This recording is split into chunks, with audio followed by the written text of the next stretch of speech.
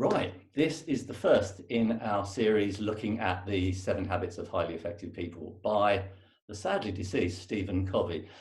You remember the first category, hopefully you remember the first category was independence, and the 3 habits forming part of that category are be proactive, begin with the end in mind, and first things first. So this one, the first one, is be proactive. And I think this is a really, really important habit for financial planners to have, and basically for anybody to have. Proactivity is something that helps to embed you in the minds of the client quite properly as someone who they rely on, they can trust, who goes to them with things that are relevant to them. So it's a really, really important habit. Now, of course, proactivity is something that you will inevitably do as part of your service delivery every year when you review your client's affairs. Absolutely, everyone would expect that. But are there other opportunities? Clearly there are, to go beyond that, to go beyond what's absolutely expected. Taxation and tax change gives you a really good opportunity to add layers to that proactivity. And all of that, of course, builds trust, builds potential referrals, and builds a defense against other advisors going, I can do better than them, basically. So tax events, use those as a means of being proactive with your client. Budget's an obvious one. Communicate with them in writing to inform them about the things that you think are relevant for them. Perhaps run a client event. We've actually contributed to a number of client events using the technology we're all now used to. It's been terrific, very flexible, something that people are really interested in, to be informed of what's happened in the budget that might be of relevance to them, and possibly what they should be thinking about ahead of the budget. Great opportunity to think about as we move towards the autumn and the autumn budget, which will probably be in November.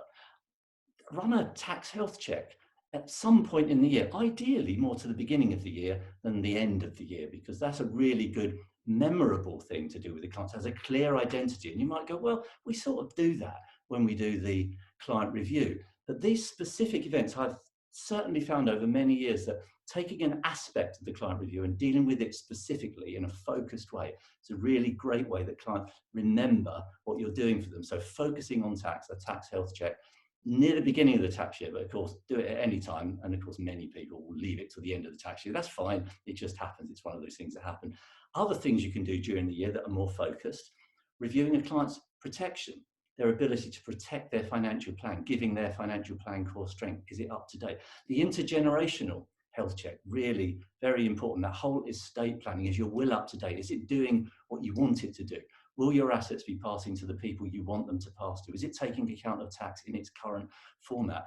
Everyone changes, probably not everyone, many people change who they want their assets to leave to be left to on death. And that's important to have that conversation through the year. If you're a business owner, having a business succession health check is also a really important thing to do. Who do you want your business shares to go to? Do your other partners in the business agree with you? Do they all want to do the same thing? Getting that done and reviewed regularly. Memorable events that people go, no, that was really valuable. And it's something that you could easily just let slide. No one needs to do it. Well, they really do need to do it, but many people just don't. You can really differentiate through doing those kind of things. Also, there is the general day-to-day, things that are happening every day that could be relevant to your client.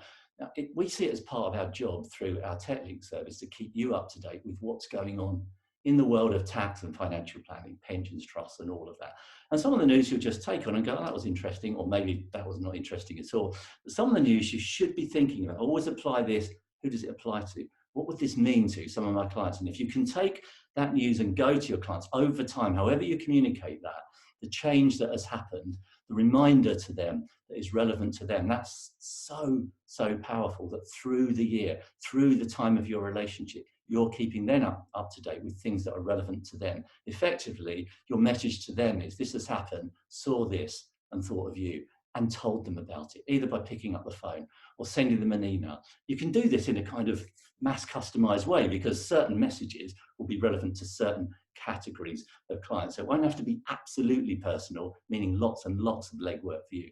Mass customization really, really works, but has the same impact. So all of that proactivity that maybe isn't expected, but is so, so valued, will be something that you should be doing, I think, can do.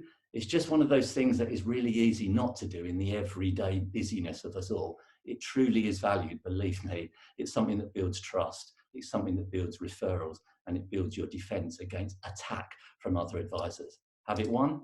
Be proactive.